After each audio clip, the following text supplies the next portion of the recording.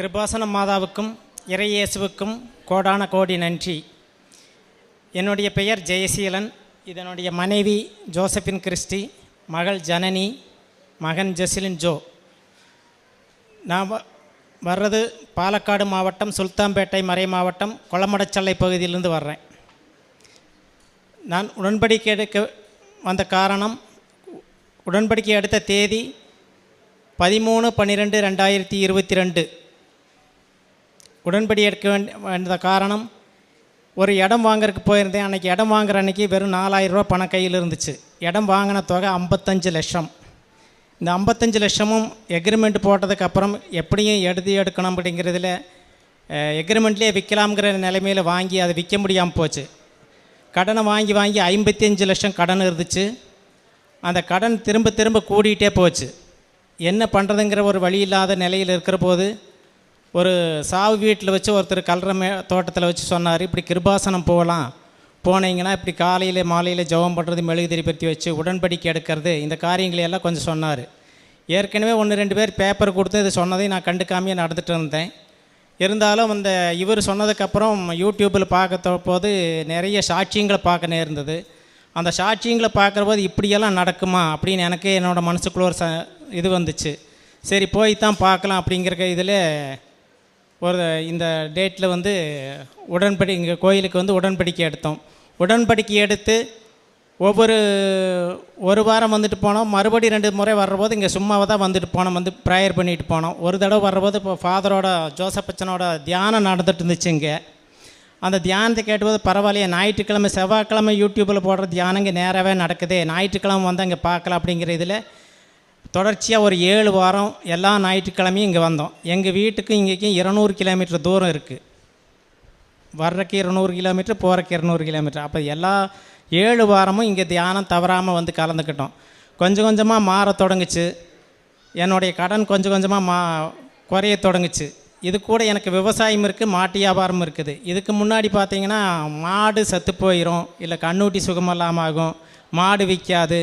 இந்த மண்ணை மிதிச்சதுக்கப்புறம் ஒவ்வொரு நாளும் வளர்ச்சியாக இருந்துச்சு. அதுக்கப்புறம் கொஞ்சம் கொஞ்சமாக கடன் குறைய தொடங்குச்சு. இந்த இடம் விற்குங்கிற நம்பிக்கையோடு இருந்தோம். அப்போ ஒவ்வொருத்தட்டையும் சொல்லுவேன், நான் 55 லட்சம் இல்லை 55 கோடி இருந்தாலும் எனக்கு பயம் இல்லை,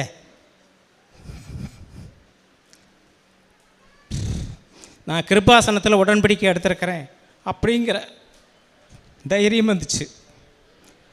அதுக்கப்புறம் 18 மாதம் கழிஞ்சு இந்த இடம் நான் என்ன வேலை சொன்னால் அந்த வேலைக்கே விற்கவும் செஞ்சுது. அந்த இடம் விற்கிறதுக்கு முன்னாடி மாதாவிட்ட நேர்ந்துட்டு போயிருந்தேன். இந்த இடம் நல்ல முறையில் விற்றுருச்சுன்னா மாதாவுக்கு ஒரு தொகையை கொண்டு வந்து நான் கொடுக்கறேன்னு அதை கொடுத்துட்டும் போனேன்.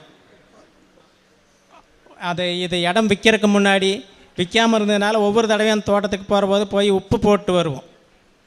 விசுவாச பிரமாணம் சொல்லி நானும் மகளும் போய் உப்பு போட்டு ஜெபம் பண்ணிட்டு வந்துட்டு இருப்போம். அப்படி இது கொஞ்ச நாள் கழிஞ்சதுக்கப்புறம் இந்த இடம் விற்கவும் செஞ்சது. இதில் என்ன இதுன்னா, பணம் இல்லாத கடனை வாங்கி ஒரு சமயத்தில் பெட்ரோல் அடிக்கிறதுக்கு கூட காசு இல்லை. லோக்கலில் பெட்ரோல் விற்கிறவங்கள்ட்ட 1 தடவை 2 தடவை கடனை அடித்தாச்சு. மறுபடி கேட்குறக்கு கஷ்டம், வேறு வழி இல்லை.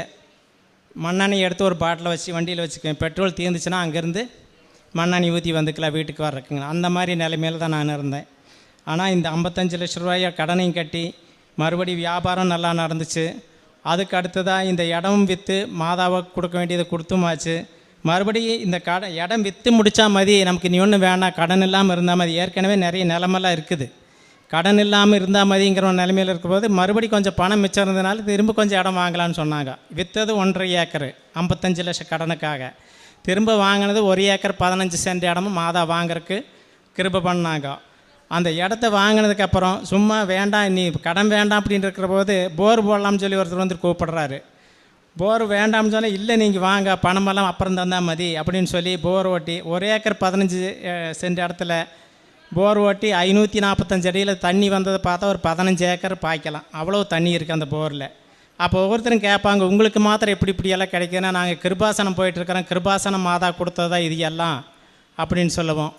அடுத்ததாக 2வது என்னுடைய கிடைச்ச இது பண்ணால், குடும்பத்தில் சமாதானம் இல்லாமல் இருந்தோம். ஒவ்வொரு நாளும் சண்டை வரும். ஏன் வருது என்னான்னு தெரியாது. சாப்பிட்ற போகிற போது தான் சண்டை வரும். இந்த கிருபாசனம் வந்ததுக்கப்புறம் அதுக்கு முன்னாடி பார்த்தீங்க அப்படின்னா ஈஸ்டர் கிறிஸ்மஸுக்கெல்லாம் எங்கள் வீட்டில் கஞ்சி வைப்பாங்க. நானும் என் பையனை கடையில் சாப்பாடு வச்சு சாப்பிடுவோம். அந்த மாதிரி ஒரு நிலைமையில் இருந்தோம். ஆனால் அது கிருபாசனம் வந்ததுக்கப்புறம் அதுவும் மாறி போச்சு. மூணாவதாக என்னோடய மகன் வந்து எம்டெக் முடிச்சிருக்கான். எம்டெக் முடித்ததில் மேத்ஸில் ஃபெயில் ஆகியிருந்தா. அது எழுத மாட்டேன்னு சொல்லிகிட்டு இருந்தா. அப்புறம் உப்பெல்லாம் போட்டு தண்ணி கொடுத்து சரி போ எழுது அப்படின்னு சொல்லி போகிறப்ப நெற்றியில் தைலம் பூசி கிருபாசன மாதாவோட உடன்படிக்கை காசி ரூபம் கொடுத்து விட்டோம். எக்ஸாம் எழுதி நல்ல மார்க்கோட நல்ல மதிப்பெண்ணோட பாஸ் ஆகிருக்கிறான். அடுத்ததாக வந்து இந்த 26/12/2024 ஒரு மாத்திரையை மாற்றி சாப்பிட்டதுனால, கேஸ்ட்ரிக் மாத்திரையை சாப்பிட்டதுனால எனக்கு திடீர்னு அலர்ஜி ஆச்சு. அலர்ஜி வந்து வாமிட், லூஸ் மோஷனல் ஆகி உடம்பெல்லாம் தடிச்சிருச்சு. ஹாஸ்பிட்டலில் போய் டாக்டர் பார்த்து இன்ஜெக்ஷன் போட்டு எல்லாம் பண்ணி ரெடி ஆகிடுச்சு, போங்கன்னு வீட்டுக்கு அனுப்புனார். வீட்டுக்கு வர்றதுக்கு வெளியில் வந்து காரை ஏறும்போது திடீர்னு மறுபடி குழஞ்சி போய் விழுந்துட்டேன். விழுந்ததுக்கப்புறம் என்ன நடந்ததுன்னு எனக்கு தெரியாது. தூக்கிட்டு போய் தான் பெட்டில் போட்டிருக்கிறாங்க. பல்ஸ் எல்லாம் குறைஞ்சி போயிடுச்சு. உடனே எங்கள் மனைவிகிட்ட உடன்படி தைலமும் உப்பும் கையிலேயே இருந்துச்சு. அதை அப்போவே வச்சு ஜெபம் பண்ணதுனால அப்போ ஒரு 3 மணி நேரம் ட்ரீட்மெண்ட்டெல்லாம் கொடுத்து அந்த 3 மணி நேரத்துலேயே மறுபடியும் ரெடியாகி மறுபடியும் நல்ல முறையாக நடந்து வந்தேன். இதெல்லாம் எனக்கு மாதா கொடுத்த கிருபை. அடுத்ததாக காருண்ய பிரவர்த்தனம்னு சொன்னால் சனிக்கிழமைகளில் உபவாசம் வெள்ளிக்கிழமைகளில் சனிக்கிழமை உபவாசம் இருப்போம். வெள்ளிக்கிழமையில் நானும் என் பொண்ணும் போய் முடியாதவங்களுக்கு சாப்பாடு வீட்டில் போய் கொடுத்துட்டு வருவோம். ஒரு கொஞ்சம் பேருக்கு. மறுபடி 2 ஓல்டேஜ் ஹோம் இருக்குது. அந்த 2 ஓல்டேஜ் ஹோமுக்கும் மாதம் எங்களால் முடிஞ்ச அளவுக்கு காய்கறிகள் பணமாக கொடுக்க மாட்டோம். காய்கறிகள் எவ்வளோ வாங்கி கொடுக்க முடியுமோ அவங்களுக்கு தேவையான அளவுக்கு 2 ஓல்டேஜ் ஹோமுக்கு ஒரு HIV பாதித்தவங்க இருக்கிற 64 பேர் இருக்கிற ஒரு இடமும், மறுபடியும் முதியோர் இல்லம்னு 64 பேர் இருக்கிற ஒரு இடத்துக்கும் காய்கறிகள் வாங்கி கொடுத்துருவோம். அதுக்கப்புறம் என்னோடய மனைவியும் மகனுமா தனியாக அவங்களும் செய்வாங்க, அவங்கள்ட்ட கொடுக்குறேன். என்னோடய பேர் ஜோஸ்பின் கிறிஸ்டி. நான் வந்து 5/10/2024 அன்னைக்கு உடன்படிக்கை எடுத்தது. உடன்படிக்கை இடத்துல வச்ச காரியம், நான் வந்து ஆன்மீகத்தில் முன்னேற்றம் அடையணுங்கிறதுக்காக உடன்படிக்கையில் வச்சுருந்தேன். அது வந்து ஆன்மீகத்தில் நிறைய வளர்ச்சியும் முன்னேற்றமும் எனக்கு கிடைச்சிது. இன்னுமாக உடன்படிக்கை பொருட்கள் மூலம் எனக்கு கிடைச்ச ஆசீர்வாதங்கிறது வந்து என்னோடய காலில் வந்து வெரிகோஸ் வெயின் இருக்குது. அது வந்து ரொம்ப நேரம் நிற்க முடியாது. குறிப்பாக ஆலயத்தில் வந்து திருப்பலிக்கு போகும்போது எல்லோரும் ஒரு கொஞ்சம் நேரம் நிற்கவும் முடியாது, உட்கார முடியாது, முட்டி போட முடியாது.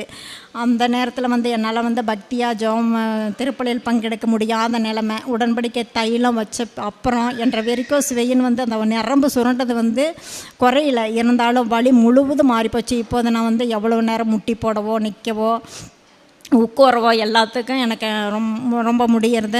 அதில் வந்து எனக்கு மாதா கொடுத்த ஆசீர்வாதம். இன்னொன்று வந்து என்ற குதிங்காலில் வந்து எலும்பு வளர்ந்து கொஞ்சம் அதில் வந்து நீர் கோர்த்துருக்கிறதுனால என்னால் வந்து உட்காந்து போட்டு எணிச்சு அதிகமாக வந்து திருப்பலியில் வந்து திவ நற்கரணை எடுக்க மாட்டேன். எல்லாருக்கும் முன்னாடி கால் முண்டி போகும்போது எனக்கு சில நேரம் ஒரு கஷ்டமாக இருக்கனால அதிகமாக எடுக்க மாட்டேன். அந்த பிரச்சனையில் வந்து எப்படின்னா உடன்படிக்கை தைலமும் உப்பு தண்ணியில் போட்டு குதிங்கால் அந்த இடத்துல வச்சு அது மூலம் எனக்கு நிறைய அந்த பிரச்சனை மாறிப்போச்சு. அதுக்கு முன்னாடி நான் வந்து டாக்டர்கிட்ட போய் காட்டியிருந்தேன். அவங்க சொன்னாங்க இதை ஆப்ரேஷன் பண்ணினா தான் அது சரியாகும் அப்படின்னாங்க. நாங்கள் அதுக்கு போகலை. அதுக்கப்புறம் வந்து பாத உளிச்சல்னு சொல்லிட்டு ஒரு வைத்தியம் இருந்து அதுலேயும் போய் கலந்துட்டேன். அது வந்து அப்போ செய்யும்போது பயங்கரமாக வலிக்கும். ஒரு கட்டையை வச்சு உருட்டுவாங்க, பயங்கர வலிக்கும். உப்பு தண்ணி போட்டு காலில் வந்து செய்ய சொல்லுவாங்க. அதனால ஒரு வருஷமாக வாரத்துக்கு ஒரு நாள் போய் அப்படி ஒளிஞ்சிட்டு வந்தோம். அதுலேயும் எனக்கு சரியாகலை. இந்த கிருபாசனம் என்னைக்கு நாங்கள் வந்தோமோ அதிலிருந்து எந்த பிரச்சனையும் உப்பு தைலத்தின் மூலம் எனக்கு கிடைச்ச பெரிய ஆசீர்வாதம் இது. இன்னுமாக வந்து திருப்பலியில் வந்து நான் எந்த அளவுக்கு நான் வந்து பக்தியோட இப்போ பங்கெடுக்கிறேன்னா, ஒவ்வொரு நாளும் திருப்பலியில் வந்து தாகத்தோடு கலந்துக்குவேன். திவ்ய நற்கரணை எடுக்கிறதுலையும் அதே போல் எழுந்தேற்ற நேரத்துலையும் எனக்கு இருக்கிற பயங்கர ஒரு விசுவாச நம்பிக்கை. உண்மையாலும் ஆண்டவர் அந்த இடத்துல திவ்ய நற்கரணையில் இருக்கிறாங்கங்கிறதுல அதில் ஒரு பயபக்தியோடு கலந்துக்கிறது. 2 வாரத்துக்கு ஒருக்கா பாவசங்கத்தின் எடுக்கிறது, வாரத்துக்கு ஒரு நாள் உபவாசம் இருந்து கவர்மெண்ட் ஆஸ்பத்திரியில் போய் நோயாளிகளை பார்த்து அவங்களுக்கு என்ன ஒரு 2 பேர் அல்லது 5 பேருக்குள்ளே சாப்பாடு கொடுக்கறது. அவர்களுக்கு டீ செலவுக்கு ஏதாவது வாங்கி போக முடியாதவங்களுக்கு வாங்கி கொடுப்பேன். அப்படி யாருக்கு எது செஞ்சாலும் நான் செஞ்சது மதிங்கிற ஒரு எண்ணம் எனக்கு வராது. இன்னும் நான் வந்து அதிகமாக செஞ்சுருக்கணுங்கிற ஒரு எண்ணம் தான் எனக்கு ஒரு வழிய நான் செஞ்சது மதிங்கிறது ஒரு எண்ணம் எனக்கு வராது. அப்புறம் வந்து கிருபாசன பத்திரிக்கை கொடுக்குறதுல வந்து எனக்கு பயங்கர சந்தோஷம். எல்லாத்த விட பயங்கர சந்தோஷம் கிருபாசன பத்திரிக்கை கொடுக்குறதா. ஒவ்வொருத்தர்கிட்டையும் ஓடி ஓடி ஓடி போய் சொல்லி மாதாவை பற்றி சொல்கிறது. மாதா மூலம் ஆண்டவர் வந்து எவ்வளவோ ஒரு கல்யாணத்தில் எப்படி அன்னைக்கு நடந்ததோ அது இன்றைக்கி இந்த கிருபாசனத்தில் நடந்துகிட்ருக்குதுன்னு சொல்லி ஒவ்வொருத்தர்கிட்டையும் சொல்லி சொல்லி பேப்பரை கொடுக்குறது எனக்கு வந்து ரொம்ப ஒரு சந்தோஷம். அது வந்து எதுக்கு ஈடாகாதுன்னு நான் நம்புகிறேன், நான் விசுவாசிக்கிறேன். மற்றவங்களுக்கு அது புரியுதோ தெரியாது. அதில் வந்து நிறைய சந்தோஷம். நேற்று கூட கொண்டாந்து கொடுக்குற பசி தாகம் எதுவுமே இருக்காது எனக்கு. என்னோடய குறிக்கோள் வந்து பேப்பரை கொடுமா கிருபாசன பத்திரிக்கை கொடுக்குறதா. இப்படி ஒரு ஆசீர்வாதம் இது இந்த இடத்துல இன்றைக்கி நான் வந்து குடும்பமாக நின்று சாட்சி சொல்கிறதுக்கு மாதா வந்து இந்த அருகதியை கொடுத்ததுக்கு வந்து நான் எத்தனை நன்றி சொன்னாலும் ஆண்டவருக்கும் மாதாவுக்கு நான் நன்றி சொன்னாலும் தகாது. ஏன்னா எத்தனையோ பேர் 4 பேர் இதை குடும்பமாக சாட்சி சொல்லும்போது நான் அழுது அந்த சாட்சிகளை நான் கேட்டிருக்கிறேன். என் பேர் ஜெஸ்லின்ஜோ, நான் பிஃபார்ம் ஸ்டூடெண்ட். ஏன்னா நான் இப்போ வந்து எங்கள் அப்பாவோட உடன்படிக்கையிலையும் அம்மாவோட உடன்படிக்கையிலையும் எனக்கு கிடைச்ச அனுபவங்களை பற்றி சொல்கிறேன். நான் ஒரு ஆவரேஜ் ஸ்டூடெண்ட் தான். எல்லா எக்ஸாம் அப்போவும் செமஸ்டர் எக்ஸாம் அப்போவும் ஏதோ ஒரு விதத்தில் படிக்க முடியாமல் போயிடும். ஃபுல்லாக ஒரு சிலபஸ் கூட கம்ப்ளீட் பண்ணாமல் தான் எக்ஸாமுக்கு போகிற நிலமையில் இருக்கும். ஏதோ ஒரு விதத்தில் பாடி பெயினோ இல்லை எக்ஸாமுக்கு முன்னாடி நைட்டு கூட படிக்க முடியாமல் தூங்கிடுவேன். ஆனால் அந்த பாதி சிலபஸ் கூட படிச்சுட்டு போயிட்டு இப்போது என்னால் எல்லா 7 செமஸ்டர் எழுதியிருக்கேன். 7 செமஸ்டரில் என்னால் பாஸ் ஆக முடிஞ்சது. அதுக்கான நான் உடன்படிக்கை தைலமும் உப்பும் வச்சு தான் எல்லா எக்ஸாமையும் எழுதினேன். மாதம் என் கூட இருந்ததுனால மட்டும்தான் இத்தனை சப்ஜெக்டில் என்னால் பாஸ் ஆக முடிஞ்சு. இப்போது நான் 7/12/2024 அப்போ நானும் உடன்படிக்கை எடுத்து உடன்படிக்கை காரியங்கள் நானும் முன்னாடி போயிட்டுருக்கேன். இத்தனையும் காரியங்கள் எனக்கு சாதிச்சு தந்த மாதாவுக்கும் இயேசுக்கும் கோடானு கோடி நன்றி. கிருபாசனம் பேப்பர் கொடுக்குறது நாங்கள் வந்துட்டு தமிழ்நாட்டுக்குள்ளே எங்கள் வீட்டிலேருந்து 100 கிலோமீட்டருக்கு அந்த பக்கம் இருக்கிற இடத்துக்கெல்லாம் தான் போய் தான் கொடுக்குறோம். சத்தியமங்கலத்தை, ஈரோடு மாவட்டம் புளியம்பட்டி, லூர்துபுரம், அதே மாதிரி திருப்பூர் மாவட்டத்தை பார்த்துக்கிட்டா அவனாசி, கோயம்புத்தூர் பக்கம் இருக்கிற கருமத்தம்பட்டி, பூமலூர், இந்த மாதிரி இடத்துக்கெல்லாம் போய் கொடுத்துருக்கேன். வேளாங்கண்ணி போகிற போது பேப்பர் கொண்டு தான் போவோம். அதே மாதிரி திருநெல்வேலி மாவட்டம் புளியம்பட்டி போகிற போது அங்கேயும் பேப்பர் கொண்டு போவோம். நாங்கள் எங்கெல்லாம் வெளியூருக்கு போகிறோமோ அங்கெல்லாம் பேப்பர் கொண்டு போய் கொடுப்போம். இந்த மாதிரி நாங்கள் மாதாவுக்காக வேண்டி செஞ்சிட்ருக்கிறோம். அதுக்கு மாதா எங்களுக்கு எவ்வளோ செய்கிறாங்கன்னு சொல்ல முடியாது. நாங்கள் இப்போ சொன்னது குறைவு. இன்னும் எத்தனையோ செஞ்சுருக்குறாங்க. 6 கோரிக்கையில் 60 600ன்னு கூட சொல்லலாம். அத்தனை வளர்ச்சி எங்களுடைய வளர்ச்சி. இத்தனையும் செஞ்ச மாதாவுக்கும் இறைமகன் இயேசுவுக்கும் கோடான கோடி நன்றி.